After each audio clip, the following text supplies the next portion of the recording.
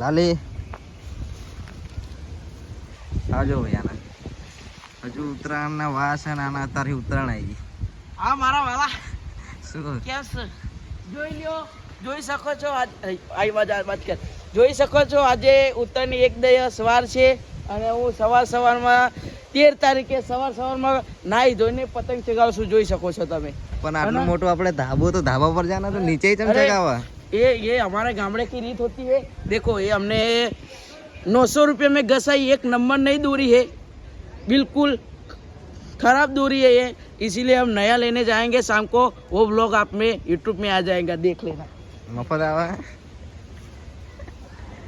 ચલો હવે જઈએ ધાબા ઉપર કે કોણ છે ધાબા ઉપર પતંગ ચગાવવાનું.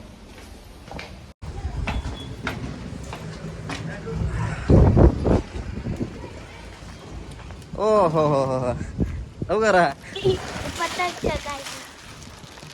ચગાઈ અને તું આમ આમ જ આવડે બાંધતા आज तो આટલે ના આવે આટલે આવે આટલે માપ લીધું हाँ ડાયરેક્ટ હવા डायरेक्ट हवा દોરી જ્યાં આમ પેલો જો પેલા અહીંથી દેખા છે આટલું મોટું ધાબુ મળે નીચે ફરે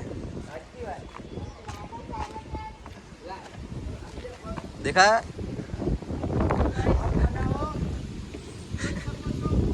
સંભળાતું નહીં અહીં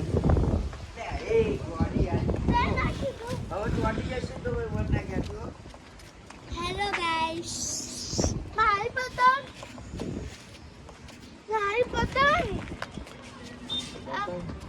પતંગ વાળી કઈ ચકાવતા આવડે? તને આવડે આજ તો મને તો બહુ આવડે. ચડાય તો જો ખાલી એક જ ઠુમકા ચકાઈ પતંગ એવી તો ભાઈ હું કર પવન જ બહુ ના છે આવો હાજર હોય તો મજા આવી જાય. એટલે ચેનનો ચડાવે એટલે તમે બ્લોગમાં મારી ઇજ્જત કાઢો અહીંયા, યુટ્યુબમાં મારી ઇજ્જત જો તાર પેલા તો આને ચડાવી દીધી ક્યાં ચડાય? આટલી બધી વાર ફસાઈ જઈએ એટલે ભાઈ.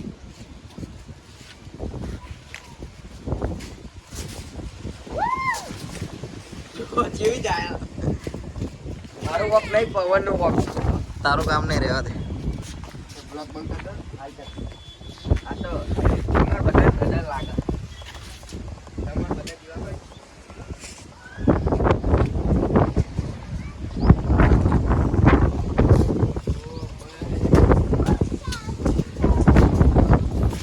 તો આજે પવન જ એટલો બધો છે ને કે એક પતંગ ચગતી જ નહીં. આ ભાઈએ પતંગ ચગાવી ઉપર ને ઉપર જ ફાડી. બારે જો બતાવો પતંગ ક્યાં જી ભાઈ? એ પેલા ધાબા ઉપર હું ચમ જતી રહી હવામાં હવા ફાટી જઈ તો હું કરું? આમ ચકાવજો છો તે હવે બીજી ચડાય કોણ મને ઠેક. ભૂલી ગયા. તમારે બે સિવાય બીજે કોઈ પતંગ ચગાતું નહીં તો તમે પતંગ ચગાઈને કરો શું? અલ્યા આ બાજુ ના કોઈ પતંગ વાળું દેખાય છે. ચકાવતા નહીં આવડતું ને એટલે હું શીખવાડું. તું એને શીખવાડે કે તને શીખવાડે? वो इसको सिखवाता है.